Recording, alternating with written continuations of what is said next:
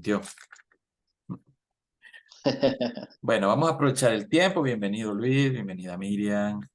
Creo que Jorge Luis se va a unir en un ratito. Y vamos a ver hoy un tema. Vamos a ser breves, pero concisos. Y antes quisiera hacer un nano repaso. ¿Se acuerdan de este monstruo que vimos hace 2 lecciones?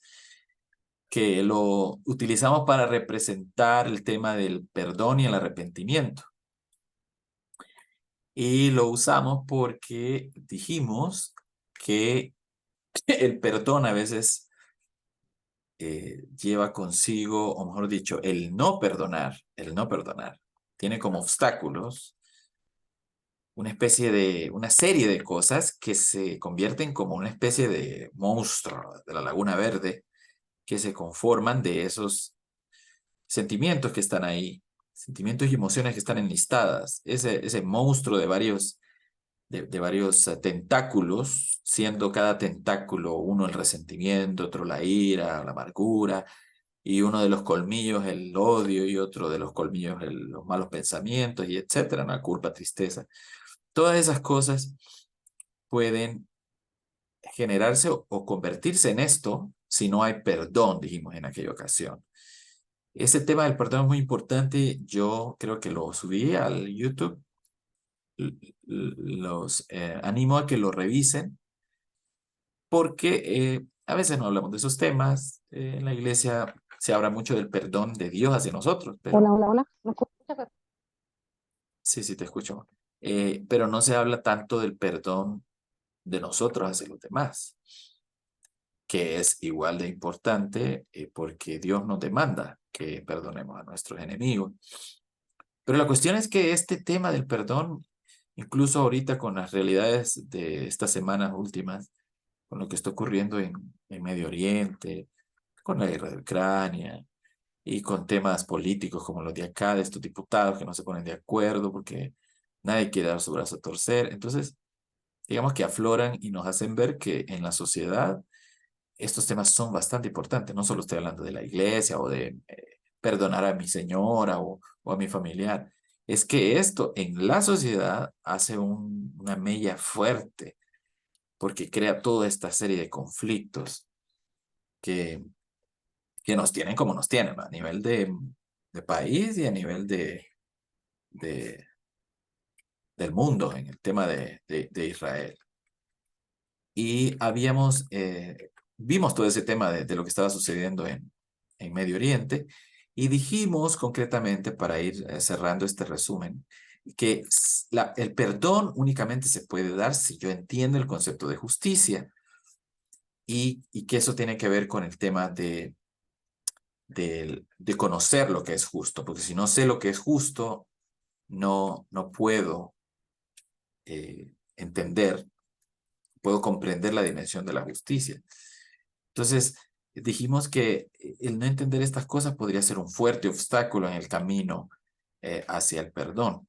Entonces, la justicia es importante porque la justicia lleva a la restitución y la restitución es reponer un poco o completamente aquello que yo dañé. Por ejemplo, si yo le tomé prestado por la eternidad algo a alguien, entiéndase que le hurté algo a alguien porque me prestó dinero y no le pagué, por ejemplo, me hice loco y no. Entonces, yo no solo voy a pedir perdón, yo tengo que restituir eso y yo tengo que devolver el dinero y debería, si fue hace 5 años, devolverlo con los valores que tendría a este tiempo. ¿Ya? Eso se llama restitución porque si alguien me viene a pedir perdón, pero me debe dinero, yo le digo, no, cheque, vos, yo te perdono, no te preocupes, y ahí, para no complicarme, le digo, no te preocupes, ni me acordaba de eso y eso no es cierto. Y siempre estoy en mi corazón con esa cuestión de que me quedo debiendo dinero. Entonces Jesús, dijimos, nos exhorta a tomar de nuevo esa relación de amistad con el hermano. Y otro concepto que vimos en el tema del perdón fue el orgullo que no nos deja tomar estas decisiones acerca de perdonar o ser perdonado. Que yo, ¿por qué le voy a pedir perdón? Decimos. Es él el que me tiene que pedir perdón a mí, o ella la que me tiene que pedir perdón a mí. Si Jesús hubiera pensado eso, olvídense, estaríamos en la olla nosotros. Él se humilló y prácticamente nos regaló el perdón con su gracia y su sacrificio. Entonces yo citaba en aquella ocasión muchos versículos de Proverbios que condenan y cuestionan la soberbia y el orgullo.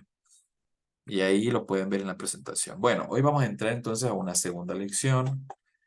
Permítame, voy a abrir la presentación de esa lección porque esta solo era el inicio. A ver si se ve ahí. Ah, déjenme ver que esta no era. Déjenme ver, permítame, voy a esa presentación. Estoy ya aquí. Ok. Ahora sí. Muy bien. ¿Alguna pregunta sobre el repaso hecho hace un minuto? De, de mi parte, ninguna.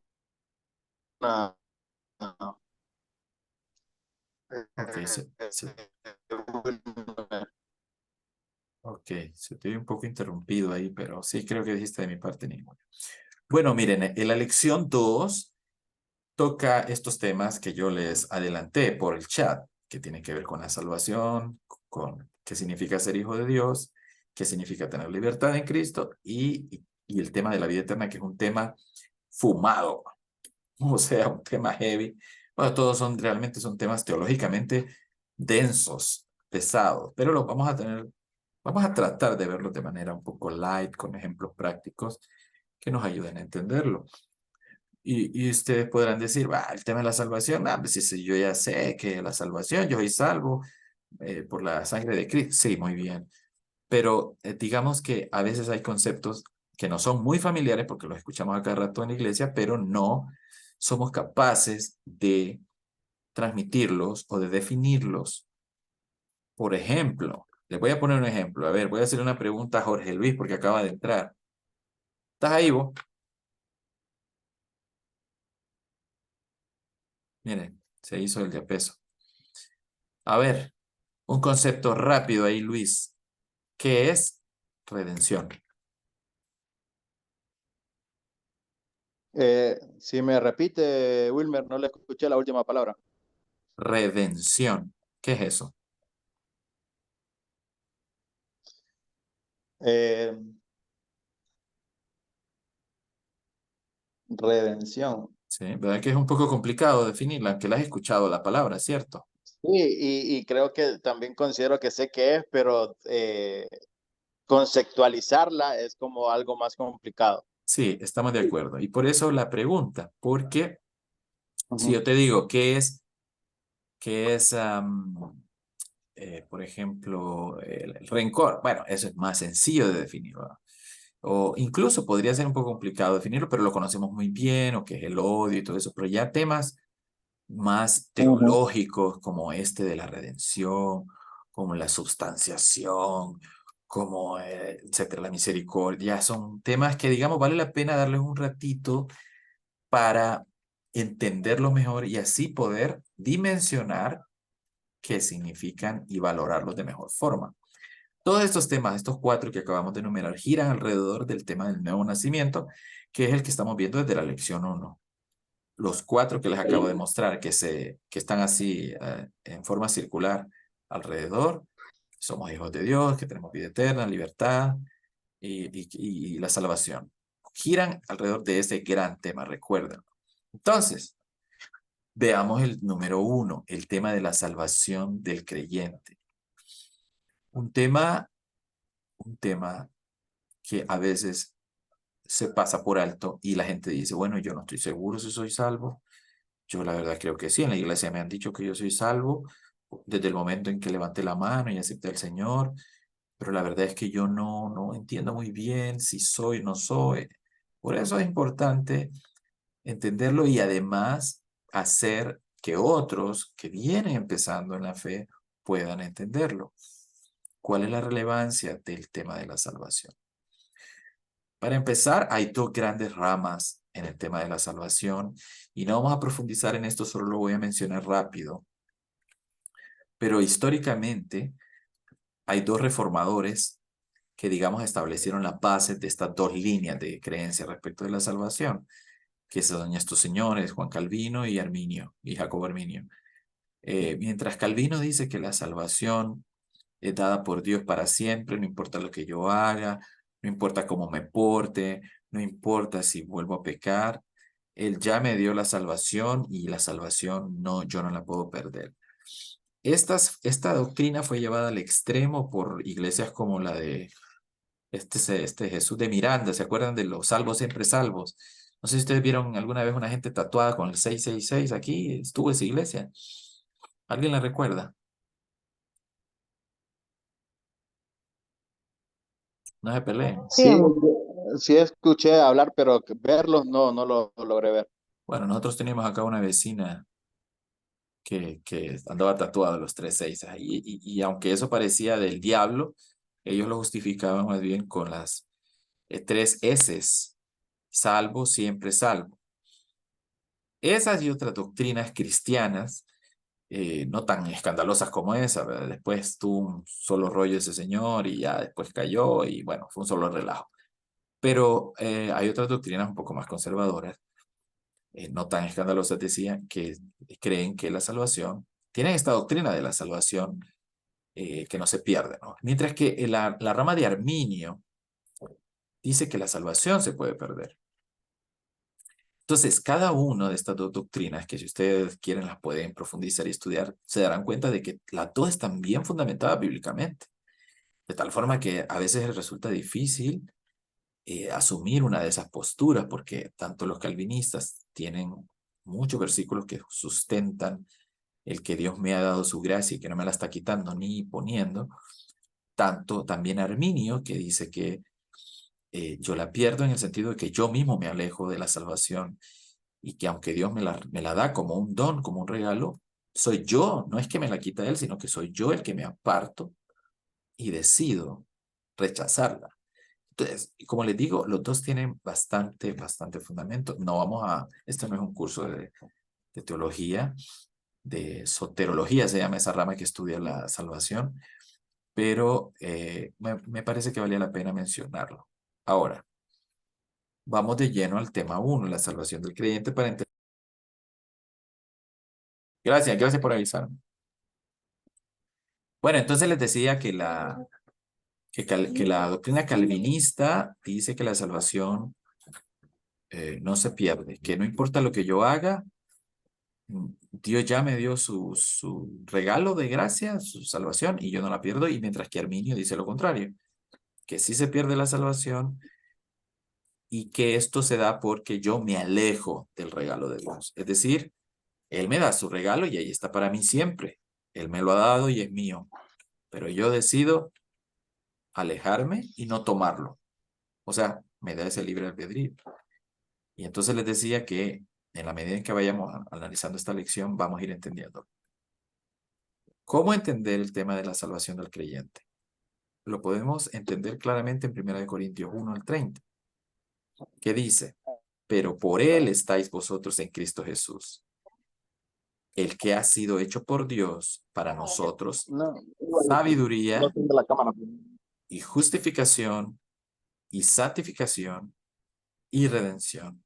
¿Para qué?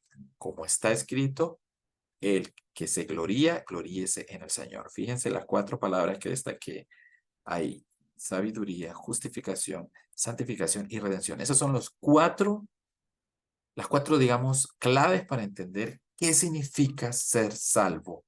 Porque yo les pregunto en este momento, ¿son salvos ustedes? Sí, claro, somos salvos, amén, van a decir ustedes. Gloria a Dios. ¿Y qué significa hacer eso? Les puedo preguntar. Ahí podríamos entrar en problemas. Porque explíqueme, por favor, qué significa que usted sea salvo. No, significa que me voy a ir al cielo, fíjese. Va, bueno, eso es todo. Sí, eso es todo. Significa que me voy a ir al cielo. Y no, eso es mucho más, o no mucho más, pero es más complejo que eso, ¿no? Y por eso quizás que a veces vivimos una vida o un cristianismo un poco, ¿qué les digo? Un poco leve, un poco delgado, un poco sustancioso, porque creemos que las cosas son como muy simples, muy a lo microondas, ¿no? Salvación, yo me voy a ir al cielo cuando me muera, cheque, y eso es todo. Pues no, voy a explicarles por qué no. Primero, la salvación se entiende en el primer punto cuando yo entiendo mi situación como humano o entendemos en conjunto que somos una raza caída, que somos pecadores, que por más que me esfuerce yo por ser una excelente persona o una persona que aspira a lo perfecto, no lo voy a lograr nunca, nunca. Hermano, pero ¿por qué dice eso si en el Señor? No, en Dios buscamos todos los días la perfección y gracias al perdón que Él nos ofrece diariamente. Sí, lo buscamos a diario, pero la verdad es que todos los días son un día de lucha en la vida cristiana. Así que el primer paso, estimados hermanos, para comprender la salvación es entender que no somos dignos de esta y que estamos en una situación de desventaja y necesitamos de alguien que nos venga a rescatar. Y por eso les decía que le iba a hacer la analogía del barco que se hunde. Pero antes, una forma práctica de entender la salvación es a través del término que le pregunté a Luis al inicio, de la redención. La redención es fácil de entenderla cuando la pensamos como el rescate que alguien hace de otra persona que está en un peligro inminente, que va a morir. Ese rescate, esa acción de rescatar a alguien, ya sea llevándolo en un helicóptero o empujándolo en la vía de un tren porque ya iba a morir, o incluso pagando un rescate porque unos secuestradores lo tienen en su poder y están dispuestos a matarlo si no se paga el rescate. Bueno, ese rescate, eso se llama redención. Nosotros estábamos condenados a morir en nuestros pecados y cuando decimos morir, no me refiero, o la Biblia no se refiere solamente al hecho de el último suspiro de vida, ¿no? Como le pasa a cada uno, porque eso todo el mundo lo va a pasar. Este tipo de muerte de la que estoy hablando engloba la humanidad entera. Sin el acto redentor de Jesús, esta humanidad va a la perdición total. Y es fácil que esta humanidad se autodestruya. Ya lo ha demostrado en muchas ocasiones de la historia. Estuvimos a punto de autodestruirnos en la Segunda Guerra Mundial con la creación de las bombas atómicas. Luego creamos la bomba de hidrógeno, que es mucho más poderosa que la primera. Y cada nación poderosa de este mundo está bien armada con armamento atómico. Si se desatara una tercera guerra mundial, la verdad es que quedaría en duda si la humanidad sobreviviría. Pero quitemos el tema bélico y vayámonos al tema ambiental, por ejemplo. Poco a poco estamos destruyendo nuestro planeta y lo hacemos de una forma tan lenta que a veces no nos percatamos. Pero después de tantos años de contaminarlo, ya podemos ver los resultados. No sé si han visto en alguna ocasión y si no les invito a verlo, cómo el río Motagua, que es el río fronterizo entre Honduras y Guatemala, tiene tal contaminación de plástico que, oigan bien, solo ese río representa el 3% de los desechos de plástico de todo el planeta. 3%. Ay, qué poquito. No, para hacer un solo río de una región tan pequeña como Centroamérica, eso es monumental. Y seguramente ustedes han visto algunos de los reportajes que han hecho los noticieros locales, donde todo ese basural de locos va a salir allá a Omoa, y la municipalidad de Omoa lleva años quejándose, y el estado de Honduras diciendo que va a demandar al estado de Guatemala y nunca lo hace. Pero son toneladas de plásticos que vienen de la ciudad capital de Guatemala, con tractores los echan al río, no hay un control y es una cosa terrible. Eso, una pequeña muestra de cómo poco a poco estamos destruyendo el planeta. Entonces, este rescate que Dios hace a través de la cruz no solo tiene un significado personal, sino que tiene un significado colectivo como humanidad. Dios vino a redimir a este mundo y a mostrarle su evangelio, la manera correcta de hacer las cosas. Y eso es lo importante de estar conectados con la palabra, porque ella nos dice cómo deberíamos de hacer las cosas para lograr esta salvación.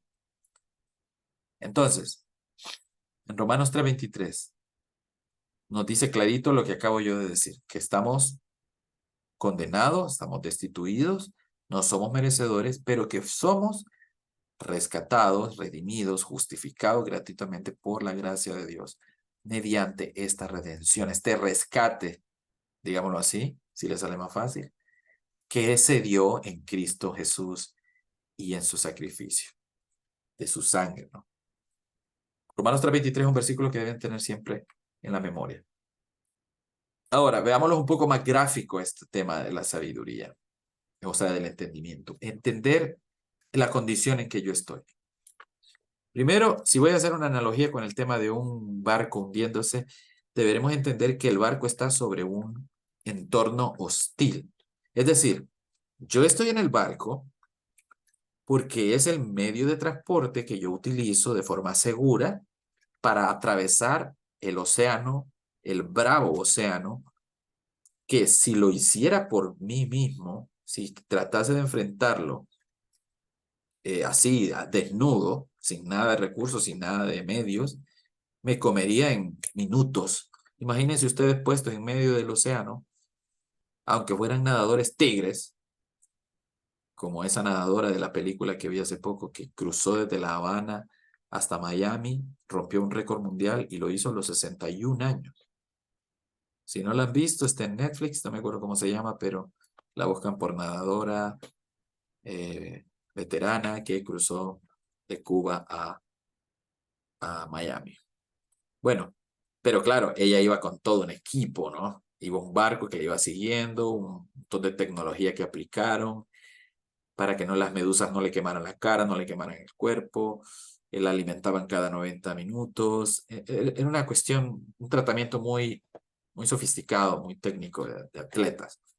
Pero bueno, igual tiene un mérito nadar semejante cantidad de kilómetros, que son como 170 eh, a esa edad, ¿no?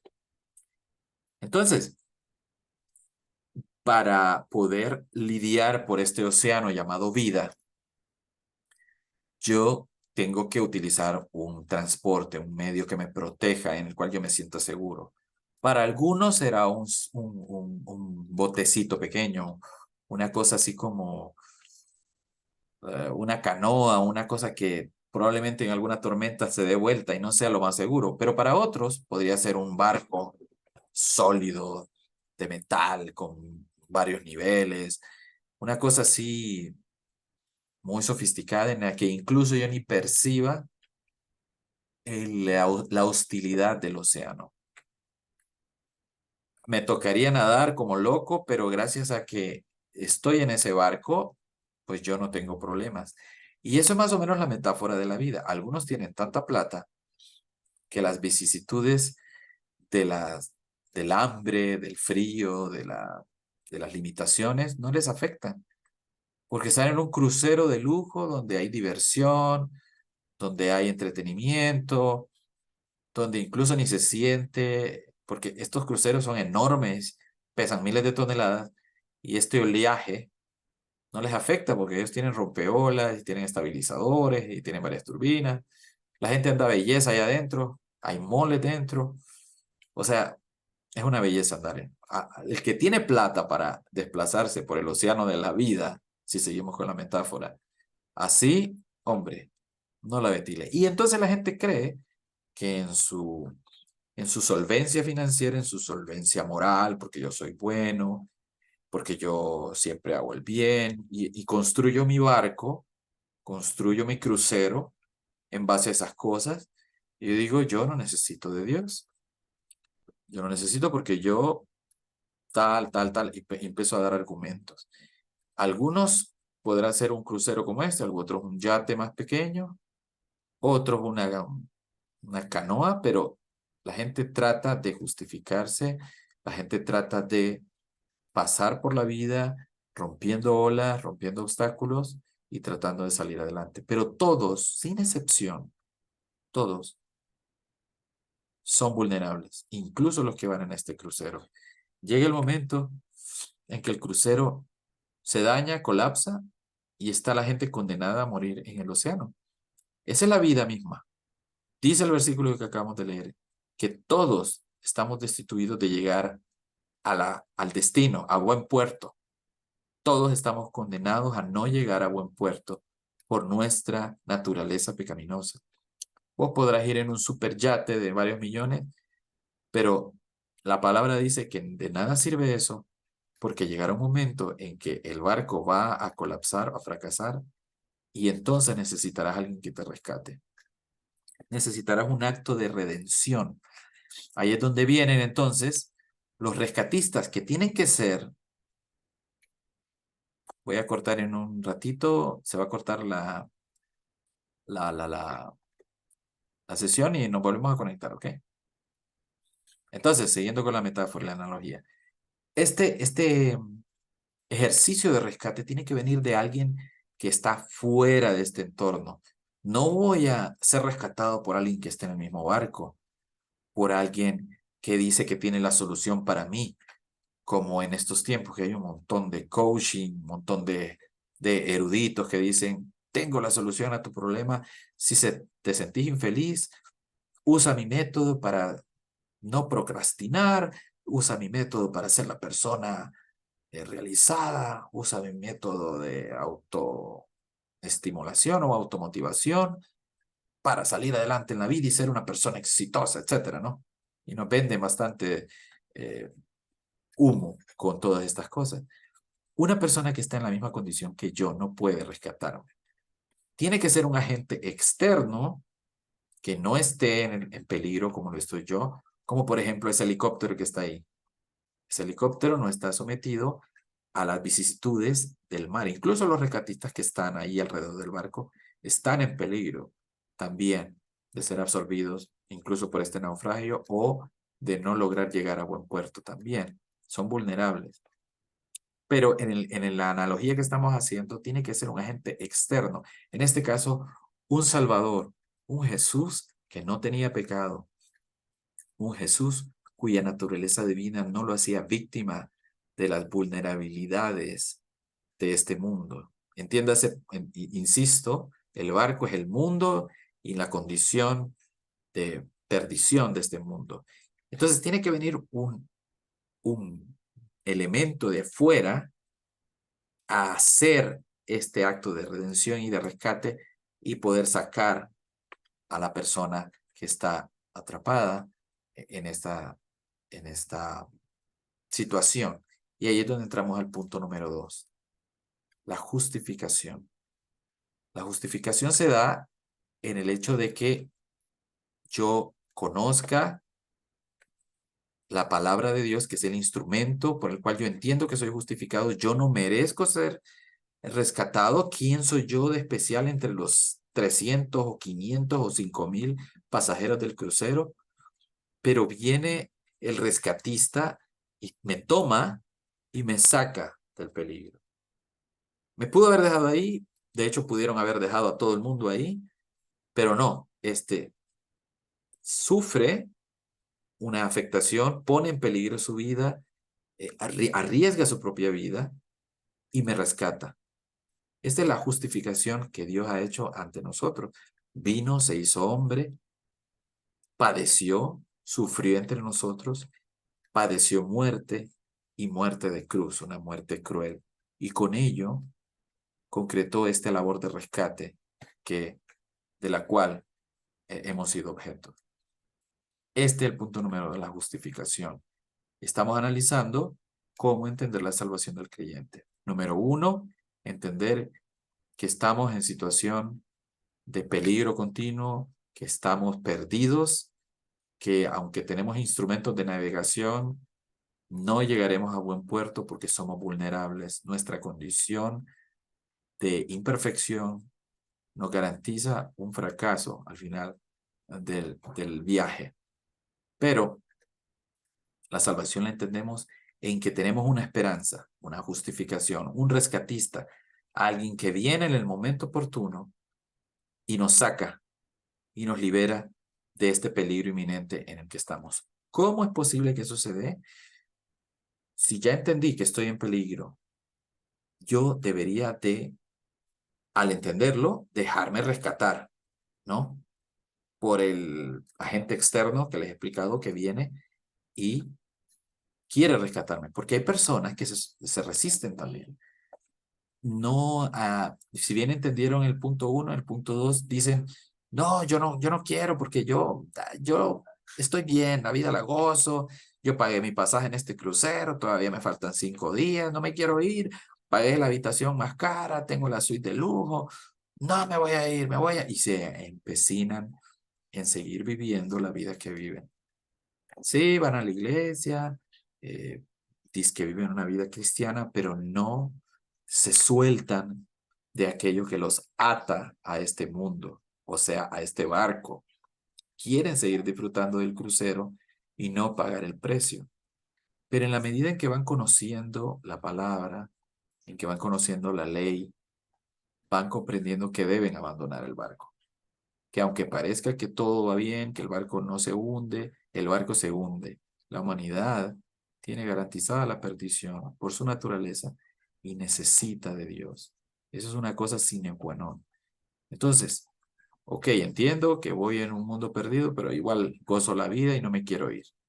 No quiero hacer el sacrificio porque me da miedo, porque no quiero hacerlo simplemente. Entonces, no dejo que el rescatista haga su trabajo. Y como bien han escuchado en la palabra, Dios es un caballero, no forza a nadie a seguirle, es una decisión personal.